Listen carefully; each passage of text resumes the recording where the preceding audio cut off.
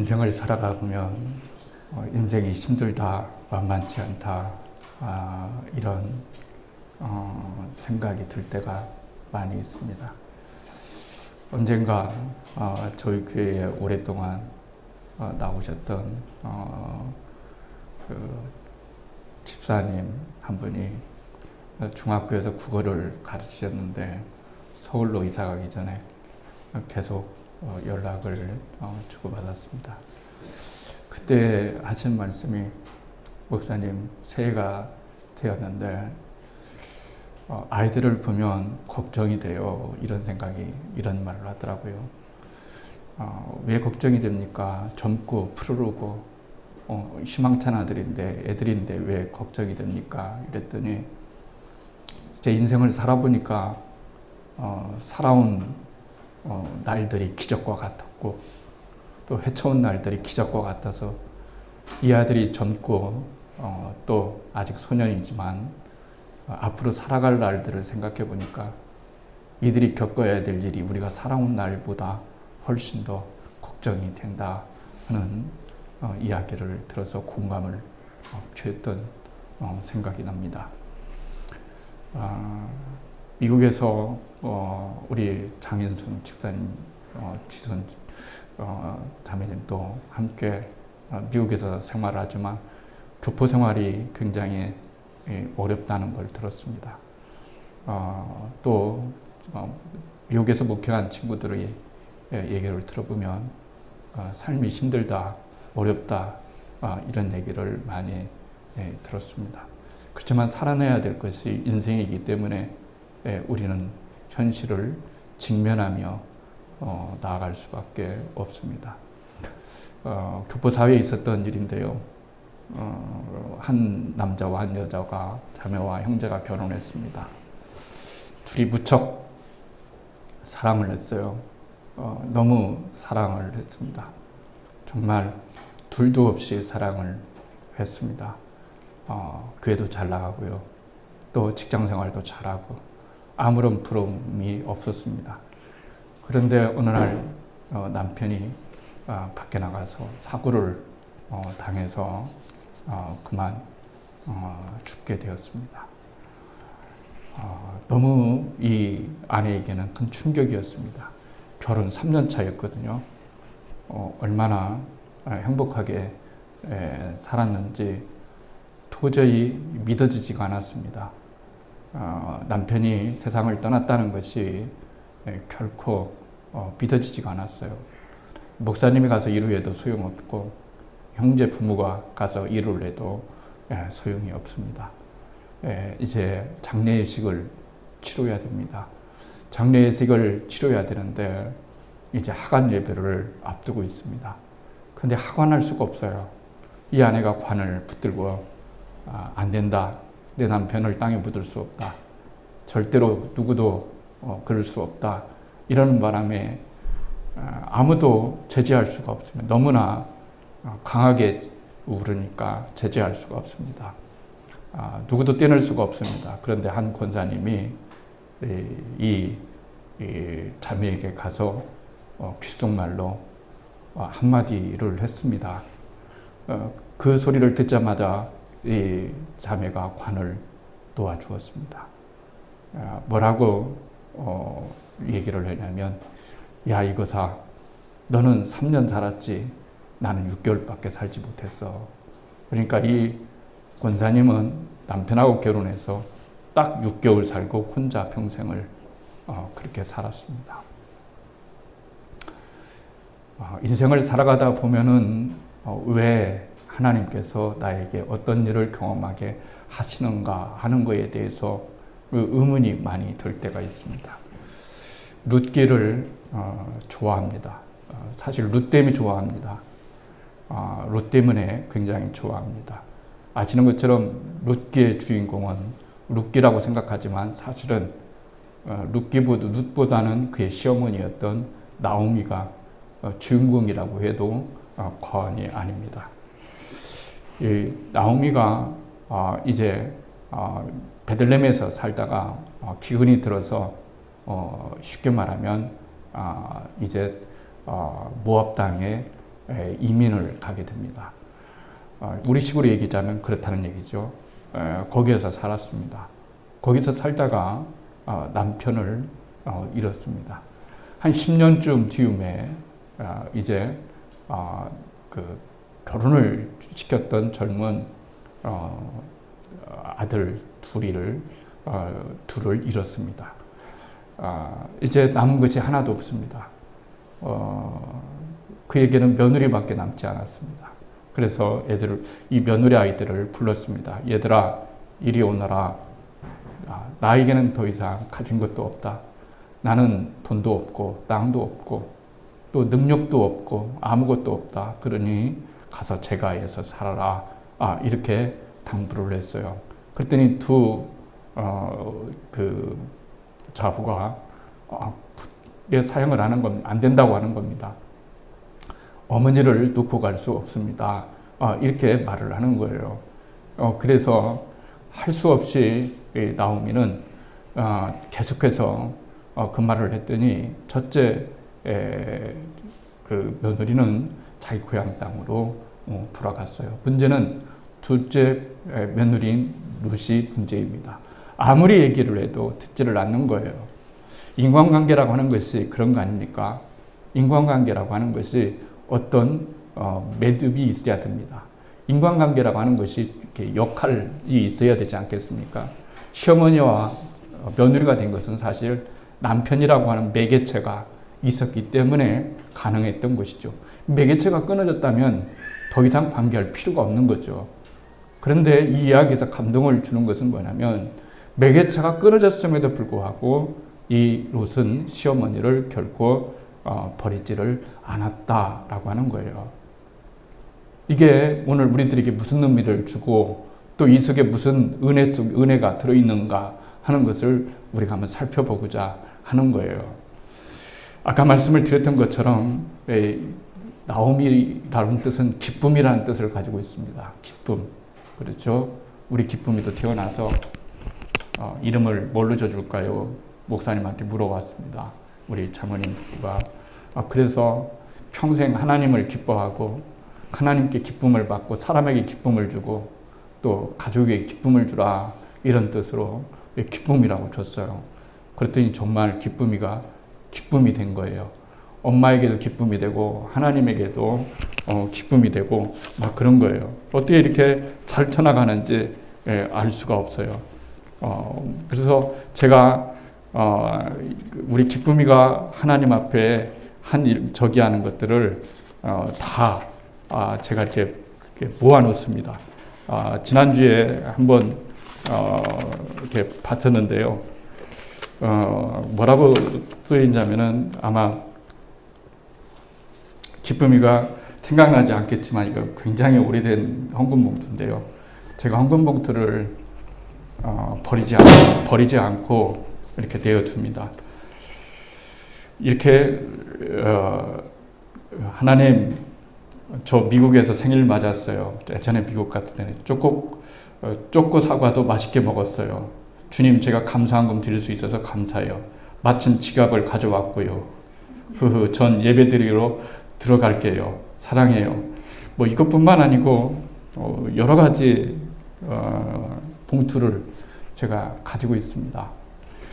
목회를 하다 보니까 이런 게 행복이더라고요. 큰교회 부목사였을 때는 그런 행복을 몰랐어요.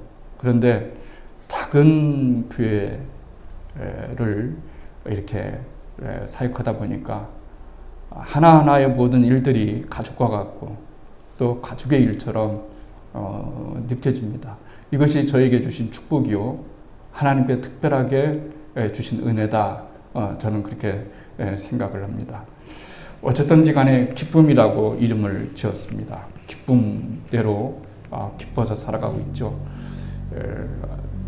나오미의 뜻이 기쁨이라는 뜻입니다. 그런데 인생이 너무 슬프니까 내 이름을 이제는 나오미라고 부르지 말아라.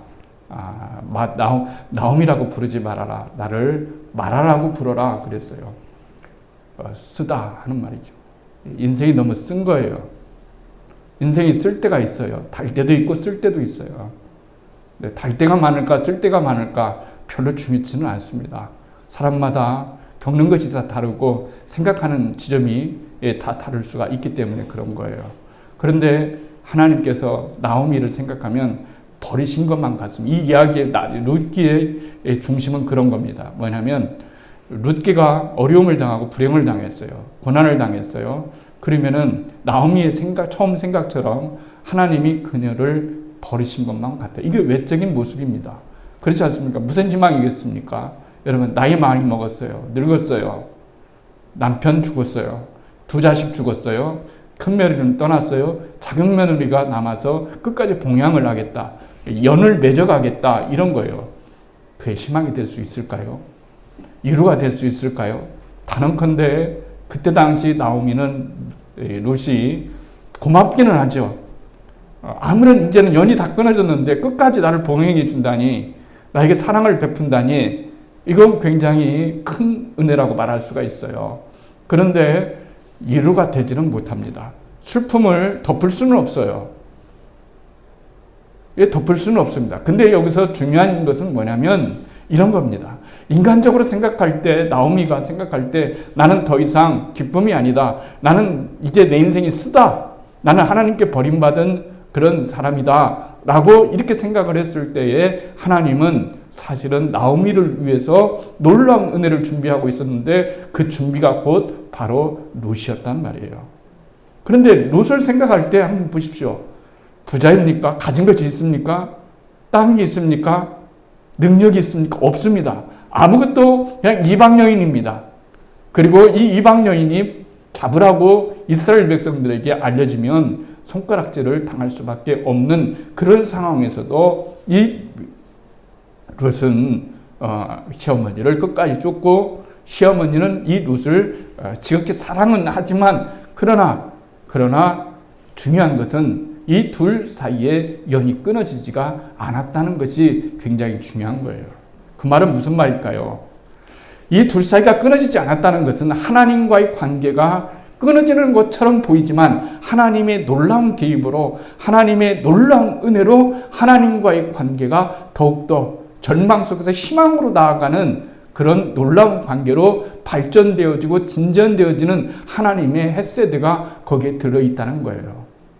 헤세드라는 말을 우리가 알고 있죠. 여러분, 자비, 긍휼, 은혜입니다. 이건 변함없는 하나님의 사랑이라고 말할 수가 있어요. 목회를 하고 인생을 살아가다 보면 느끼는 것이 뭐냐면 하나님의 사랑이 이루 말할 수 없다는 거예요. 저라고 여러분 좋은 일만 겪었겠어요? 목회를 하다 보면은 좋은 일 안 겪을 때가 참 많습니다. 인생은 살아가다 보면은 어떤 지점이 도달하게 되냐면 후회의 지점을 생각해 보게 됩니다. 후회의 지점이 있어요. 다 후회의 지점이 있어요. 그때 내가 이런 선택을 했더라면, 그때 내가 이렇게 했더라면 내 인생이 또 달라지지 않았을까라고 하는 후회의 시점이 누구든지 간에 다 있게 마련이에요. 저도 목회하면서 그때 내가 조금 주님의 마음을 품었더라면, 그때 내가 좀 더 참았더라면, 그때 내가 이런 선택을 했더라면 어땠을까? 이런 후회의 지점이 누구에게나 다 있는 것을 알 수가 있어요. 그런데 말이죠, 제가 목회를 하면서 어려운 목사님들을 사랑하게 되었습니다. 예전에는 그러지 못했습니다. 그런데 이분들을 만나면서 존경심이 가지더라고요. 왜 존경심이 가지는 걸까요?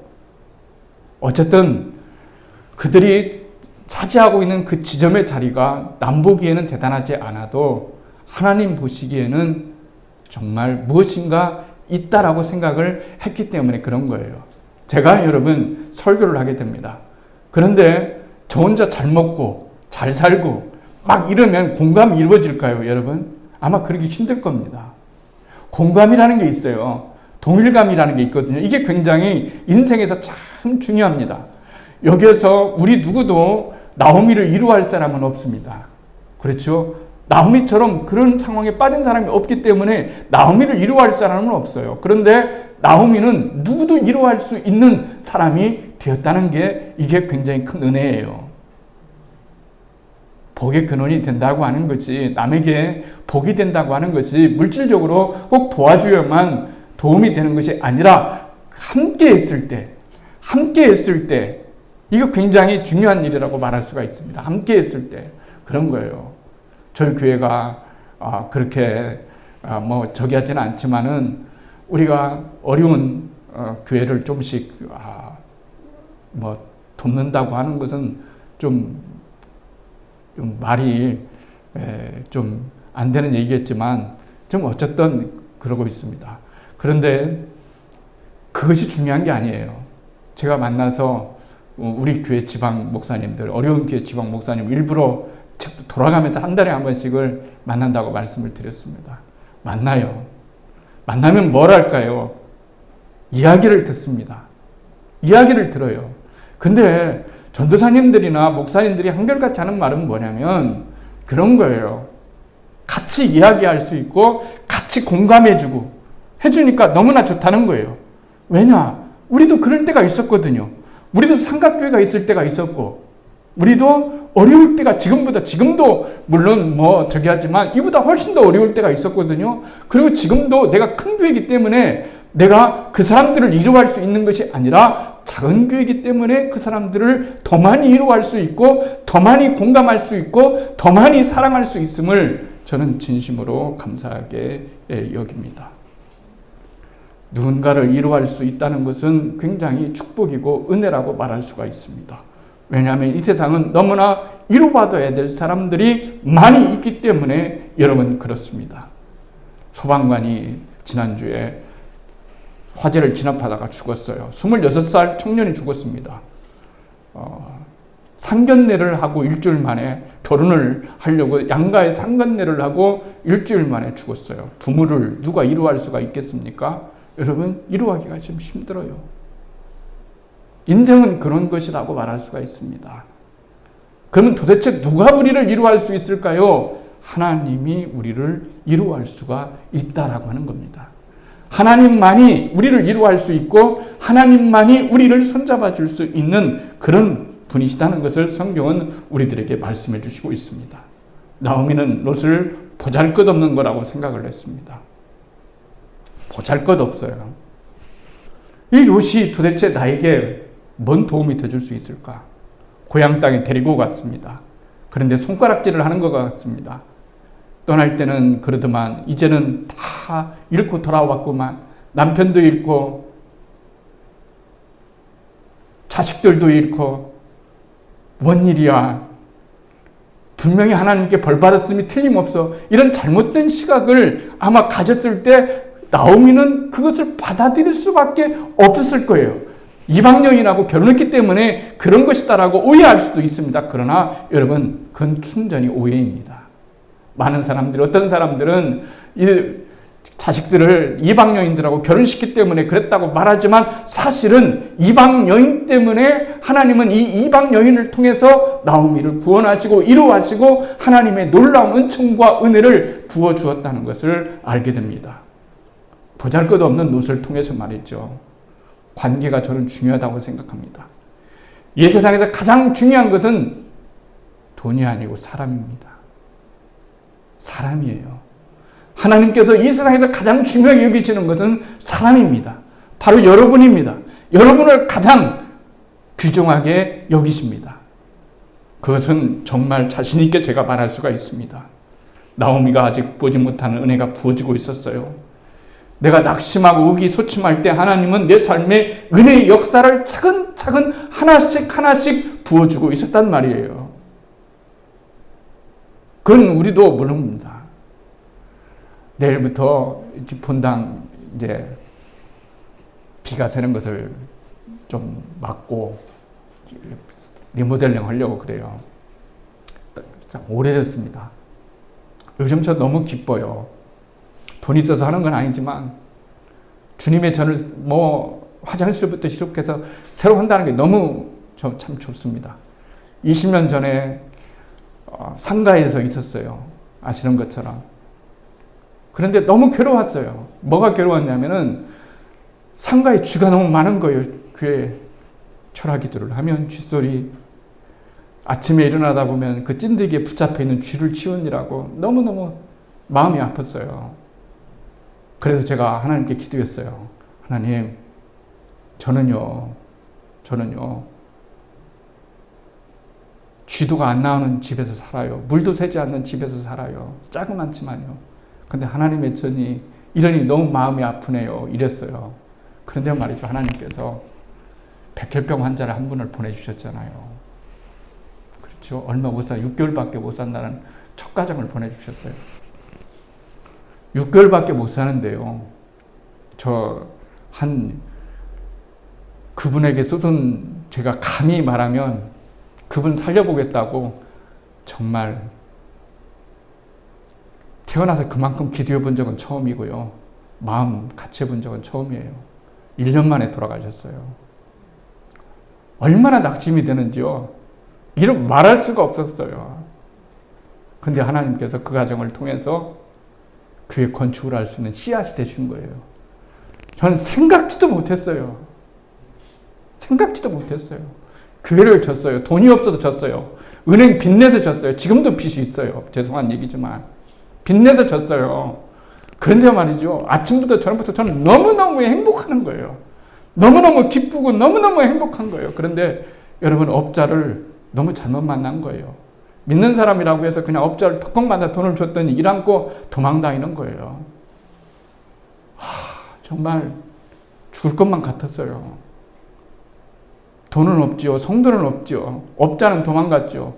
오살리 기도원이 가깝잖아요. 날마다 저녁에 일 끝나면요, 거기 가서 하나님 살려달라고 기도했어요. 아침 되면요, 그 업자 집 가가지고요, 제발 좀 나타나기를 바랬어요. 신기한 일 있잖아요. 이분이 나중에는요, 교회 돌아와서 교회 다 젖었는데요. 다른 사람들은 다 부도나게 하셨는데, 우리 교회만 지어주고 갔어요. 우리 교회만, 그래서 이렇게 지금 되고 있는 거예요. 하나님의 은혜는 보잘것없는 것을 통해서 이어져 가고 있는 것을 알 수가 있습니다. 롯을 보세요. 나오미를 보면 빨리 떠나야 되지 않습니까? 빨리 도망가야 되지 않습니까? 아니, 시어머니가 그렇게 말했을 때 기회다. 이건 놀라운 기회다.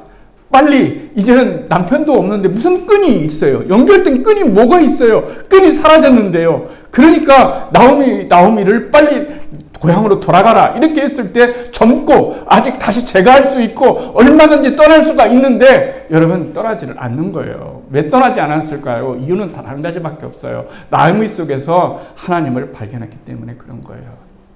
하나님을 발견했기 때문에 그런 거예요. 그러니까 나오미가 정말로 이 세상에서 가장 아름다운 고백을 하잖아요. 어머니가 가시는 곳에 나도 가고, 어머니가 사는 곳에 나도 살고, 어머니의 결례가 나의 결례가 되고, 어머니의 신이, 어머니의 하나님이 나의 하나님이 되고, 어머니가 그 죽는 곳에서 나도 죽겠습니다 라고 끝까지 연을 맺겠다는 거예요. 얼마나 이게 중요합니까, 여러분? 정말 이 놀라운 일 아니겠어요? 그런데 하나님 그 마음 품으시니까요, 하나님께서 놀랍게 역사하시는 거예요. 나오미를 통해서 역사하시지만 롯을 통해서는 더 강력하게 역사하셔서 롯에게 은혜를 베풀어 주시고, 오늘 본문에 읽었던 것처럼 롯이 자녀를 낳게 되는 거예요. 그리고 나오미에게 줍니다. 그랬더니 뭐라고 동네 사람들이 말합니까?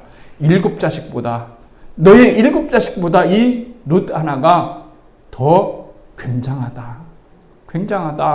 이렇게 말하는 거 아니겠습니까? 롯은 나오미의 인생에 예상치 못한 이방인이었어요. 하지만 하나님의 은혜와 이루는 롯을 통해서 나타났습니다. 무슨 말씀을 하려고 하느냐면요, 인생을 살아가면서 여러분, 큰 것에서 어떤 것을 찾지 말려고 하는 거예요. 대단한 것에서 어떤 것을 찾으려고 하지 말자는 거예요. 하나님은 지극히 작은 자의 모습 속에서, 하나님은 지극히 모자란 것 같이 생각하는 것 통해서 하나님의 놀라운 섭리와 역사가 이루어진다는 것을 오늘 우리들에게 말씀해 주시고 있는 거예요. 롯이 보여준 사랑은 헤세드예요. 애고편으로 보여준 거예요. 어머니를 내가 결코 떠나지 않겠다. 남편이 이랬어도 어머니를 내가 결코 떠나지 않고 끝까지 봉양하고 끝까지 책임지고 함께 살고 함께 죽겠습니다 라고 하는 말은 장차 하나님이 나오미에게 보여줄 헤세드를 말씀해 주고 있는 거예요. 마음 아프지? 알아. 네 마음 왜 모르겠니? 하나님께서 성육신, 인카네이션 하지 않았다면 그는 우리의 하나님이 될 수가 없어요. 그렇잖아요. 하나님이 내 것을 경험해 보았습니까? 하나님은 눈부신 분이시기만 하고 전능하신 분이시만 하고 힘 있는 분이시기만 한데 하나님이 도대체 인간의 고통을, 인간의 아픔을, 내 고독을, 내 쓸쓸함을, 내 인생의 고통을 알 수 있느냐는 얘기예요. 모르잖아요. 그런데 하나님께서 이 땅에 오셔서 진짜로 나 같은 죄인을 하나님이 살리시기 위해서 나같이 경건하지 않을 때도 나같이 죄 가운데 있을 때도 하나님은 나를 사랑하셔서 자기 독생자를 주셨다는 거예요. 자기 독생자가 죽어가잖아요. 어찌하여 아버지여 어찌하여 나를 버리시나이까 라고 하면서 십자가에 죽어가는데도 하나님은 눈을 감으셔야만 했습니다. 왜요? 여러분과 저를 살리기 위해서요. 살리기 위해서 말입니다. 십자가의 사랑을 바라보면 모든 것들이 의미가 있게 되는 거예요. 하나님이 그러시겠어요? 얘야, 너 하나 살리려고 내 아들 버렸다. 죽였다. 나 죽었어. 근데 살아가는 모양, 이 꼴 있니? 나 너에게 구원을 취소하겠다. 이렇게 하지 아니하시고 한 번 준 헤세드의 사랑을, 한결같은 사랑을 보여주시는 하나님의 놀라운 은총과 은혜를 오늘 우리는 보고 있는 거예요. 너를 사랑하며 7 아들보다 귀한 내 며느리가 낳은 자로다. 이런 미래에 대한 소망을 우리들에게 허락해 주시는 거예요. 인생 살아보니까 소망은 하나님께 있더라고요. 뭐 뻔한 얘기 아니겠습니까? 사람 의지하고 사람 붙잡고 무슨 의미가 있겠어요? 하나님 의지하고 하나님 붙잡는 것이 내 인생에 살아날 수 있는 길인데 하나님은 사람을 통해서 또한 역사하신다는 말 또한 잊지 말아야 된다는 거예요. 하나님은 롯이라고 하는 이방 여인을 통해서 나오미를 살리고 나오미에게 기쁨을 주고 놀라운 은혜를 베푸셨다라고 하는 사실을 오늘 본문은 우리들에게 말씀해 주시고 있습니다. 룻과 보아스의 아들은 다윗의 조상이 된다라고 오늘 본문을 말씀해 주시고 있습니다. 먼 날 이 땅에 오실 예수 그리스도를 우리들에게 말씀해 주시고 있는 거예요. 이사야는 그렇게 말하고 있습니다. 그에게는 흠모할 만한 아름다움이 있지 않았다 이렇게 말합니다. 예수님이 올 때 여러분 모두 다 버렸어요. 십자가에 내던져버렸습니다. 바라바냐 예수냐를 선택하라고 했을 때 바라바를 선택했어요. 예수님을 선택하지 않았어요. 우리가 연약하고 경건하지 못할 죄인이요 하나님의 원수로 설 때 하나님과 화평을 이루지 못할 때 그리스도께서 우리 가운데 오셔서 우리를 구원하시고 우리와 함께 하시는 거예요. 우리를 자기 백성 삼으시고 우리를 대신해서 죽었어요. 그 이유는 우리를 향한 헤세드, 한결같은 사랑 때문에 그런 거예요. 한결같은 사랑이요. 이게 얼마나 어려운 건지 아십니까, 여러분? 한결같은 사랑을 가지고 살아간다는 것, 한결같은 믿음을 갖고 살아간다는 것, 그거 어려운 일이에요, 여러분. 여기 우리 강단에 채워주심이라고 하는 문구가 있죠. 채워주심 할 때 여러분 뭐 생각나는지요? 여러분은 뭘 채워주시면 참 좋겠나요, 여러분? 여러분 뭘 채워주면 좋겠나요? 언뜻 생각할 때, 여러분 생각할 때 돈, 재정 이런 거 생각할 줄 모르겠어요. 그러나 그건 두 번째예요. 우리에게 정말로 필요한 것은 우리 속에 고갈되지 않는 하나님의 사랑을 채워야 되는 거예요. 하나님의 은혜를 채워야 됩니다. 하나님의 헤세드를 채워야 됩니다. 하나님이 채워주지 않으면 고갈날 수밖에 없고 바닥날 수밖에 없는 것이 우리들의 인생이에요. 하나님이 우리에게 용기를 채워주셔야 됩니다. 현실을 직면할 수 있는 담대함을 채워주셔야만 됩니다. 하나님이 우리가 살아갈 소망을 채워주셔야만 됩니다. 하나님이 채워주실 때만 우리는 살아갈 수가 있는 거예요. 그렇지 않습니까? 여러분, 하나님의 헤세드는 가려져 있습니다. 지금은 보지 못합니다. 저도 보지를 잘 못합니다. 지나오니까 하나님의 헤세드였어요. 뒤돌아보니까 하나님의 놀라운 은혜요 사랑이었어요. 지극히 작고 볼품하고 별것 아니었던 그 일이 하나님께서 부어주시는 놀라운 은혜의 통로였다는 사실을 기억하시기를 바라겠습니다. 룻이 나는 절대로 어떤 끈이 없어졌다 할지라도 어머니를 떠날 수가 없습니다라고 말했던 것은 주님이 우리들에게 나는 어떤 순간에도 너를 떠날 수가 없다. 어떤 매개체가 아니라 다이렉트로 너와 언제나 인격적 관계를 맺을 수 있는 그런 헤세드를 너에게 보여주고 싶다라고 주님은 우리들에게 언제나 말씀을 해주십니다. 낯선 얼굴로 찾아오시는 거예요. 전혀 낯설어요. 어떤 상황과 일이 얼굴이 낯설어요. 그렇지만 그 뒤에 하나님의 놀라운 헤세드, 변함없는 하나님의 사랑, 이 사랑이 나에게 지금도 흘러들어오고 있고 예비하고 계시다는 사실을 믿으시는 우리가 되어야 됩니다. 그게 믿음입니다.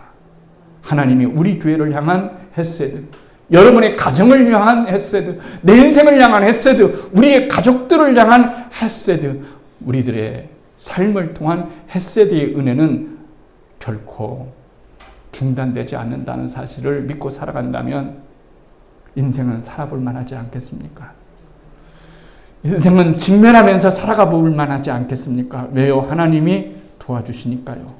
그분의 도움이 어떤 낯선 얼굴과 낯선 그런 일들을 통해서 일어날 수 있다는 사실을 기억하면서 하나님의 놀라운 헤세드의 위로와 평강이 여러분 가운데 있기를 주의 이름으로 축원을 드리겠습니다.